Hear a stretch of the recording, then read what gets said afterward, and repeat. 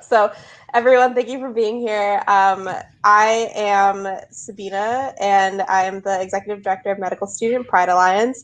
And I'm joined here with Daniel, who's my colleague and co-director of mentorship with Medical Student Pride Alliance. And we're a group of med students who, we do a lot of work for and by medical students to support queer med students who are in med school, and we're also doing a lot of work on the other side, helping pre-meds get into medical school. And so that's why we're here today, giving you this sort of guide and intro into applying to medical school as a queer applicant. So yay, slides are up, sweet. So we'll get started with that. Yeah. All right, so hello everyone, I'm Daniel. I use he, him, his pronouns. I am a now fourth-year medical student at Florida Atlantic University in South Florida, and I am the MSPA co-director for mentorship. Nice, yeah, and I'm an MS3 now, I guess. I think a lot of you have been following me for a while, and so I'm now officially a third-year medical student, which is kind of terrifying, and I'm at the University of Pittsburgh. So this is just a long jargon slide, but essentially we have no disclosures financially, and today we are speaking from our own experiences as well as the experience of those we know and experiences with our admissions committees at our schools. However, we are presenting as LGBTQ plus medical students. We are not presenting as representatives of our medical schools or their admissions committees. And we are not identifying with any institutions for the remainder of this presentation. So today we're basically just going to talk quickly about MSPA, and then we're going to talk about the actual application to medical school and specifically components of it relevant to being an LGBTQ plus applicant, and then really spend the bulk of our time talking with everyone here about what they want to know. Yeah, so I sort of introed MSPA a little bit before, but this is MSPA. We are an activist and social organization. We were founded in 2018 by a group of medical students, and we've since grown to have almost 100 chapters now. And our whole goal is to empower sexual and gender minority medical students and allies, help the pipeline, help increase the pipeline by bringing pre-meds like yourselves up into medical school and beyond. And our chapters, you can see, are pretty extensive across the country. And we do a lot of advocacy work to eliminate discriminatory policies, both in medical education and across the country in policies. And we address health disparities with our medical students and leaders. So now we're going to get into the bread and butter of actually applying to medical school.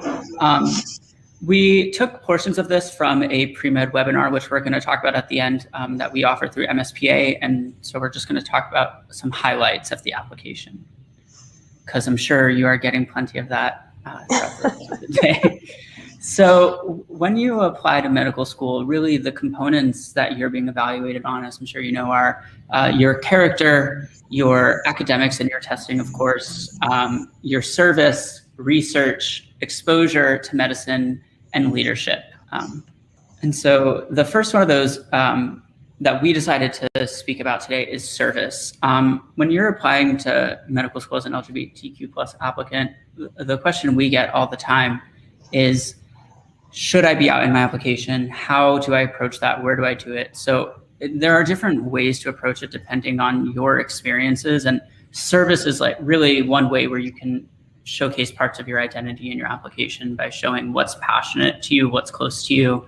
And this is really a great option of infusing parts of who you are throughout your application that you feel are important for an admissions committee to know, but in a more experienced way rather than directly talking about it. Yeah, and this doesn't necessarily, so like, you know, when I was applying, I was very much out, and I made that conscious decision, which we can talk about later. But my services weren't necessarily queer or LGBTQ plus oriented. I had some LGBTQ medical education research that I'd done, but my services were reflective of myself. And so, don't fret and don't feel like your whole application has to be like, oh, I'm queer, I'm applying to med school, like my whole app has to be queer, because that's like me and that's who I am. That's fine if that's how you choose to go about it, but like don't fret if your application is not all rainbows the whole way through. Yeah, absolutely. I also didn't have any LGBTQ plus service on my application at the time. And kind of going off of what Sabina is saying is you don't need everything to be a successful applicant to medical school. You just need to be an authentic person who shows dedication in these different areas, but don't get caught up in the weeds of doing everything. Cool. So leadership, I mean, I'm sure y'all have heard a lot about this throughout the day and as you've been gearing up to apply to medical school, but obviously quality over quantity. This can fit under many categories, and it can be related to medicine or not related to medicine. But regardless, make sure that what you reflect as leadership experiences on your application or things that you feel comfortable talking about, because you'll likely be asked about it. So like, for example, in my interviews, I didn't have any leadership in like anything queer related, but I, in my application, was very much like, I'm going into medical school because I want to make a difference for queer patients in reproductive health, et cetera, et cetera.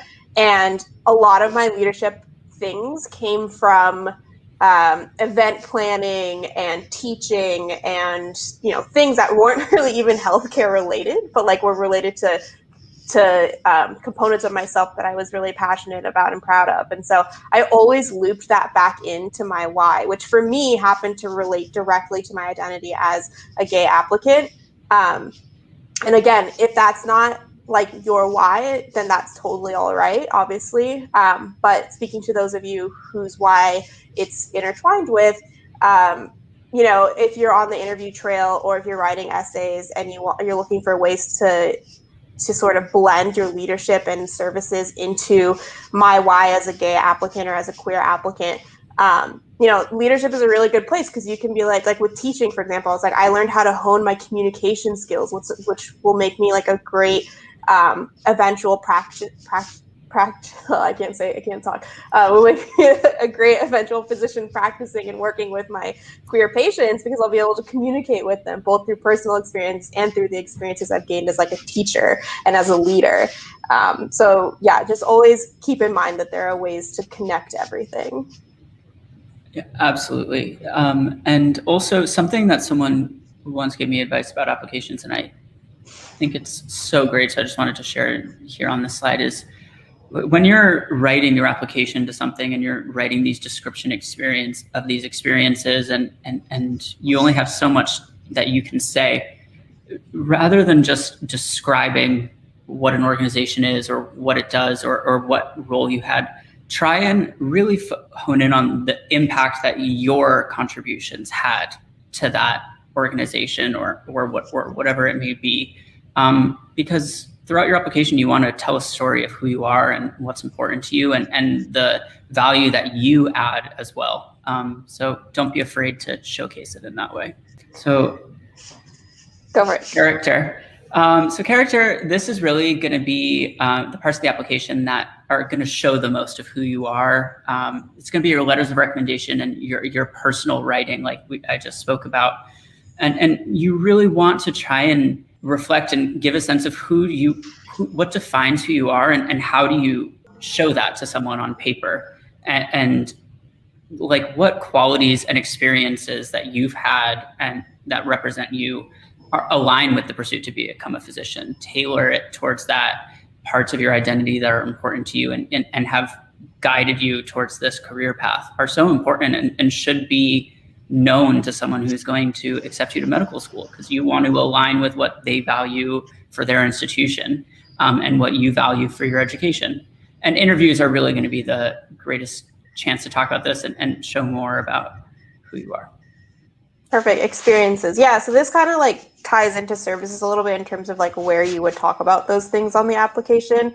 But you don't have to like laundry list everything that you've ever done in the history of your academic career, right? Like tailor the things that speak most to your mission and your goals as a future physician, and include those on your application. And again, in your little blurbs that you write about the experiences, you know, you can do more than just talking about, like, I moved patients from X to Y spot in the hospital, and I, like, you know, taught students this. You can talk a lot more about how those experiences were enriching for you, even in the little bit of characters that you get.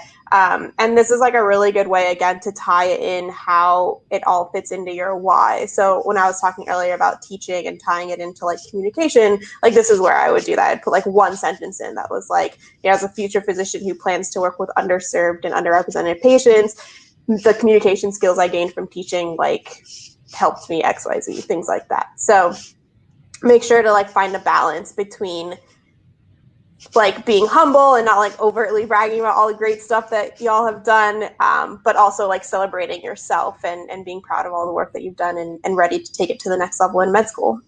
Definitely. Yeah, applications are not the time to be coy. You want to broadcast to the world everything you've worked so hard to do. So really the biggest question that at least I've gotten in my experiences with LGBTQ plus pre-medical students and even medical students talking about residency applications is, should I be out in my personal statement? Now, your personal statement has, you know, goals as to what it should accomplish. You want to engage the reader from the start. You want to really be painting a picture of who you are and your path to today, trying to get into medical school. And this is a really unique opportunity for the only extended time on your application to showcase your voice and your personality to the reader and really give an idea of who you are. And it is a great opportunity if you want to be out in your applications and you feel safe being out in your applications and it's important to you, to discuss elements of your identity and the role that those played, if they played a role, towards your trajectory to medicine. Because if being LGBTQ plus is one of the driving factors or forces that's brought you to medicine, it should be in your personal statement, because you want to paint the picture and tell the story of how you got here today and what's important to you and what parts of who you are you want to bring out in your profession. And so it's a really unique decision. I don't tell anyone what they should or shouldn't do, but it is a really great opportunity on the application to kind of bring forth parts of yourself that are important to you. Yeah, definitely. And I think a lot of times the question that I get is like, what if the person reading my application is super crusty and just like isn't for you know, the queer community and all of that? And, you know, hopefully that's not the case. And I struggled a lot with this personally when I was applying, because I had many advisors tell me not to be out. And in like my first line of my personal statement, or maybe like third line, it's like, I am a Black gay woman. And so many people were very turned away from that in terms of people I turned to for advice on these applications. And the reason was, this is the first thing people are going to read about you and see in your application. And, you know, if they're not, you know, if they're anti-LGBTQ or whatever, then like your essay is going to be like turned away. And I was like, I honestly don't want to go to a school that would do that, right? So to me, it sort of was self-selective, and it helped me. You know, if I got an interview somewhere, if I got a secondary from somewhere, then I was like, okay, cool, I like passed, or rather, they passed my like first vibe check, essentially. Because if they're going to turn you away for that, then like, you know, as somebody who wants to be queer now and proud at your school and do that kind of work, that's not really a place that might be the most productive for you to do that in. But like Daniel said, it's a completely personal decision, and not something that anybody can tell you to do or not to do. Absolutely. And like kind of going off of what Sabina just spoke about, you know, if being queer or any other part of your identity is really important to you, to be involved in your profession and your medical school experience. You want to do stuff, be involved in the LGBTQ plus community around your medical school. You're passionate about LGBTQ plus health. Being out in your application is a great tool if that's what you're looking for, because it allows you to understand where is going to be supportive of that, you know? So just a consideration, but again, that's if that is your choice. So on the note of considerations. So as far as choosing where to apply, this is probably the other biggest question I always hear. Like, how did you figure out which medical schools aligned with your personal values and, you know, felt supportive of your identity? And something on pre-med panels previously that I've heard many people talk about using just sort of like as a general screening idea is geographic location. Local environment and local culture are going to play a huge part into the community motivations and involvements and values of institutions, particularly like medical schools, institutions that are serving the community in that area.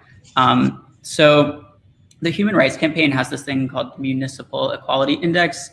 It's not for every area. It's mostly like large towns and cities. But basically they do a screening of the local policies and different elements of the local community in different places like Miami or Pittsburgh, and give a score as to how that local environment supports the LGBTQ plus community. And it's a great way to kind of get a general sense of that local environment. Sabina, if you want to talk about the report card. Yeah, so this year, actually last month, I think, MSPA launched the LGBTQ plus medical school report card. And for those of you who aren't familiar, this was a project that was largely based off of the White Coats for Black Lives report card that was published a couple of years ago. And so in our survey, we sent around a survey to students across the country at med schools and asked them to report back on certain criteria related to being an LGBTQ plus student at that med school. And then we collated all the information and put it into a report card. And so this is like a really great tool that pre-meds have since been asking for since we launched it, and also using as a way to gauge what school would be a great fit for them, specifically regarding their identity. And it doesn't have all of the schools. This is only version 1. We're hoping to obviously expand the list in the future, but it's like a pretty decent list of popular school options. And so a really easy free resource for all of y'all to use. You can go to this link here. It's also like on our social media pages and everything. And it'll open up a PDF with extensive detail on how we collected the information, how we chose what to include, and then at the end you'll see the actual report card. And it reads exactly like a report card. So, you know, it'll say University of Pittsburgh, overall rating, whatever it is, and then the individual categories. So you can see where some schools might do better than others. And it's all data gathered specifically from students. So this is a good way to gauge like how students feel as members of the LGBTQ plus community at their school. And yeah, so I think that's a really good resource as well. What else do we have on here? Yeah, so resources regarding DEI efforts, commitments, and those are usually available from medical schools, and you can read those on their websites. I do think like something to keep in mind is like schools will post what they post on their website, right? Because they like want you to see it. And I think the best way to really get a gauge and again a vibe check is to talk to students. And so like the last tab on here is contact admissions offices to get connected with LGBTQ plus students. So that's a really great way. I think another great way that isn't talked about often enough is using social media. And that's such a fantastic way to get into contact with students. Maybe you don't know somebody from a specific school, but if you're on Twitter or if you're on Instagram and you know somebody who might know somebody, you can even ask, like, you know, I might not, you might be interested in a school that's not University of Pittsburgh, but if you reach out to me, like, do you know anybody at this school who I could talk to? I like might know, or probably will know someone. Another great resource is like MSPA, right? Like we have pre-meds emailing us or sliding into our DMs all the time asking us, like, do you know somebody at this school who I could talk to? I'm really interested in applying or hearing more about the school and what it's like to be a member of the LGBTQ community and study there. And we like reach out and help connect you with that person because we know how important it is to get that information directly from somebody who's living it in that moment. Absolutely. And something that someone else mentioned from now graduated MSPA leadership team member said, you can ask, especially in interview, like once you're at interviews and more in personal contact with the schools, ask about their education actually built into the curriculum around social determinants of health, race, LGBTQ plus community, LGBTQ plus relevant health issues. How is this actually incorporated into what you're teaching students? Like that really sings to how essential the institution believes that to be as what they offer to the community and what they're teaching their students. So just something to keep in mind. For sure. Okay, so we wanted to leave as much time as possible for questions because we tried to predict as much as we could, but we would love to help in any way we can. Nice question. So question is, have you dealt with any homophobia at your institution? If so, how did you handle it? All right, starting off strong. I can go first, you can go first. Yeah, go for it. Okay, so I have not dealt with any homophobia from my institution at all or at my institution. However, I have experienced unfortunate situations in the clinical setting. I'm a fourth-year medical student. I've been in hospitals for over the last year, every day pretty much. And I have had instances occur, unfortunately, with staff at hospitals and patients and so on. And I don't think there's any one best way to handle it. I think that is really so dependent on how it affects you, first of all, and what happened, and also if it was related to your institution or not. You know, my school, when things like this have happened, I go to a small school, so there's personal connections with everyone. The deans know all the students. So I would just, whenever something like this happened or I felt uncomfortable or anything, I would just email a dean of the school and ask them, like, this happened, and how should I approach this? Like, it's not the school, it's the hospital. And they were incredibly supportive and took the burden off of me and handled it on their accord and removed me from it. And it was very supportive, and I am very grateful for that. Yeah, so I haven't, similarly to Daniel, I haven't dealt with any sort of homophobia directed against me specifically, or anything overt, thankfully, at my institution. I also haven't stepped foot in the clinical setting. I start in 2 weeks, so can't speak from that experience. But something that I have experienced a lot is catching things, small things or large things in the curriculum that are probably not intentional negative comments about the LGBTQ plus community, but that can be harmful in terms of what we're teaching our medical students, and can be hurtful to people who identify within the community. And so seeing those is never fun, obviously, but it's also an opportunity for me and like my colleagues to make a difference for those coming up behind us. And so we always email the necessary parties to make sure that the slide or the lecture or whatever is changed for the future, and provide resources, which, kind of isn't so great as like a student to have to do that extra work, but obviously we just want to make a difference for the future med students coming up behind us, and we don't want them to like experience the same thing that we had to experience sitting there listening to that. Any other questions? Okay, so this one is, could it be argued that former sex workers would be viewed as a minority to at last amplify in order to destigmatize in our society? I'll have to reread this question. Me too. Me too. Okay, I think I understand what this is saying. So, you know, I'm very much pro what you're saying here. I haven't talked to anybody specifically about like how this plays a role in applying as a medical or as a pre-medical student to medical school. But, you know, I think there's a lot of politics around the specific definitions that AMC used to define underrepresented and minority in medical school, in medical school. So, you know, I don't know if like it would necessarily fall under that category of URM specifically, but minority in terms of like, are you represented related to the physicians that will be taking care of you? Like probably, yeah.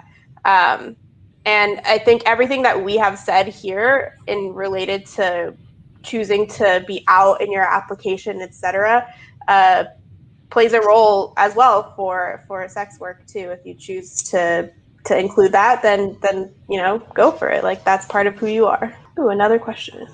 Advice for pre-med LGBTQIA students, something you know now that you wish you had known when you applied. That was a good question. That is a good question. I feel in a positive way that something I wish I knew at the time that I know now is being queer in other parts of my identity and being of service to communities who I'm passionate about serving, and became much more important to me and central to what I value and what I want to do in medical school. It really didn't happen before that. So I would say that it's honestly like a great feeling to learn a set of skills and know that you're having this privilege of this education and also this role in society that is so valued and important and has such opportunities to impact people. And in that process, you can become passionate about using that in ways that you didn't think about before. So, you know, identity is so important and it's so sensitive and it's so personal, but I think it's an exciting thing to explore parts of who you are in medical school. And I didn't expect that to happen. I thought I would just be studying and crying, but which I'm doing both frequently, but I'm also enjoying. That's so funny. I currently feel that very strongly. No, but like, for sure, there are so many things that I wish I'd known coming in, specifically as a gay medical student, that I now know. And I think one of the things that shouldn't necessarily deter anybody, but that did hit me harder than I thought it would, was just like the amount of work that I've had to put in. Like I was talking about before, you know, emails and stuff like that, just to like make small differences. And that's like the hill that I have chosen to die on. Like I am so passionate about improving medical education that I'm like very quick to email anybody if I see anything that needs an improvement. So a burden that I have taken on myself to deal with. And I think that's the case for any minority student in medical school, is just the minority tax of it that I didn't know coming into medical school. But on the flip side of that, I have found such a great community at both my school and nationally through MSPA and through social media of queer students that I just love being a part of and having access to. And we all, you know, talk a lot about successes and struggles that we've had both in the clinical and preclinical setting. And that's been so amazing and wasn't something that I knew to expect or have access to coming into medical school, because up until this point, I really haven't had that community at any of my academic steps to get into medical school. And so having that support has been really great and such a great resource to tackle all of those things. Yeah. Absolutely, not to be a shameless plug on this question, but kind of like Sabina's talking about, I relatively recently got involved with MSPA, and this is not shameless, but I so wish that I had known about it earlier. I've met so many incredible and inspiring queer students, and it really has been so fulfilling. And having that network, even though it's not like right next to me, I can only imagine how incredible that would have been for all 4 years. So seek out those chances to connect with other people who understand what you're going through, because it is a stressful and challenging journey, to be honest, but it's very rewarding. Yeah, and chances are that like if you have something that you want to like tackle at your school, for example, getting pronoun badges, if you connect with somebody on social media or like within your own community, like chances are that they know somebody or they themselves have tackled it, and can connect you with the resources to help get that done. So that's like another something that I didn't really expect, but has been so wonderful to have access to through our organization and social media and local community. Are there any other questions? Hi guys, I'm just looking through. Here's somebody, I asked them if they had any general med school questions for you guys. Here's one. Okay, Great. so just out of curiosity, thank you. What specialties are you both considering? Also, sorry, I'm not wearing my glasses, so I'm getting so close. Also, any general advice for incoming medical students? I can read the next ones if you want. It's fine. How about you start? So I am applying to anesthesiology with plan to pursue critical care medicine. As far as the first question, any general advice for incoming medical students? Relax before you start. Like, do not try to learn anything. Do not try to improve anything. Day one, you're going to be like, I don't know how to do anything. I don't know how to. It's just, there's nothing you can do more effectively to like work-wise that's worth it versus just like taking the time to be present with the people you love and do stuff you enjoy and relax and get into a good, healthy mind space before you start. Yeah, I completely agree with that advice. On the advice topic, I'll circle back to the first question, but I think in addition to relaxing the summer before, once you get to med school, you're going to be completely overwhelmed with advice and resources and all of that. And I think if you can find, an upperclassman that you either know prior to coming into the med school or that you just like vibes really well with. I keep using the word vibe, I'm really sorry, but like that you just like connected really well with during orientation or whatever, which might be a little harder in the virtual world. But regardless, if you can find somebody either at your school or not who's an upperclassman that you can talk to, I think that was super helpful for me because I was able to sort of triage all of the information that I was getting and focus on like what I wanted to try out first as a medical student in my first semester. And you're going to go through so many different iterations of how you study. Don't let that freak you out. Don't let how others are studying freak you out. Some people step into med school like already having memorized first aid, which is like ridiculous. Like, please don't buy it yet. Do not buy first aid before the second year. You don't need it. Period. Like, don't think about STEP, which it's PassFail for y'all now, so like that's dope. But like, please don't worry about it, and don't be like frightened by the people who are like super intense. Like, right? Like it's totally. I'm super chill. Like I think I'm type A, but I'm also like more chill in terms of studies because I had like my focuses were like on so many other things, and so don't worry about it.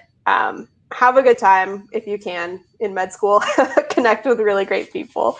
What specialty am I interested in? I haven't done clerkships yet. However, that being said, I'm like 98% positive I'll be applying into OBGYN. And I am really excited to do that. I still have 2 years left, but I'm really excited to eventually apply into that. Just further advice since we're coming towards the end. This is pretty niche, but look for a PassFail medical school during the first 2 years. Oh my gosh, and do not like ask them if they rank you or if it's actually PassFail, because it'll be like PassFail or actually PassFail. Because on that like vein of finding support from other students and upperclassmen and people in your class, like a PassFail medical school, it creates such a more community-driven environment amongst the students, because you're not competing with each other.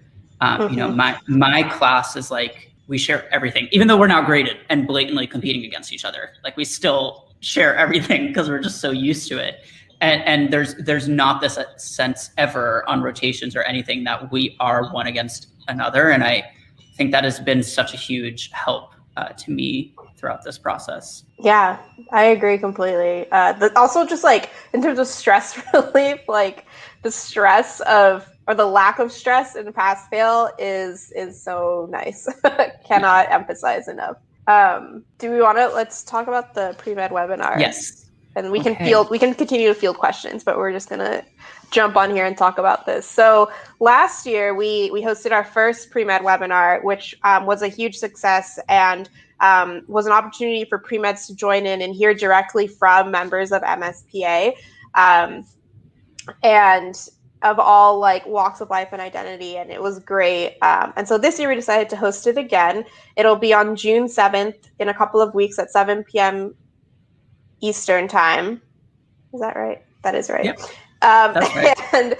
And we are, you know, it's going to be students again, but this year we're bringing on people from the admissions committee. I think it's either going to be one or two, definitely one for sure. And so that'll give students an opportunity to directly hear from adcoms about anything that they have questions about.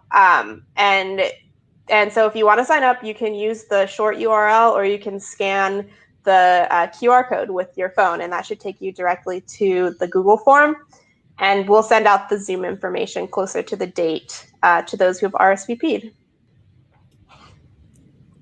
Great. Thank you, guys. Thanks so much for coming on. This was awesome. Good conversations, some hard questions, but you know, it's good to talk about it. So yeah, thanks for having us. Thank you so much. And for anyone who has any other questions, my email is just daniel.parker@MedPride. You can go on to the MedPride website and see Sabina front and center at the top. Her email's there as well, and her Twitter. And then you can find me under mentorship. And anyone, please, with any other questions or wanting to get connected with anyone, please reach out to us.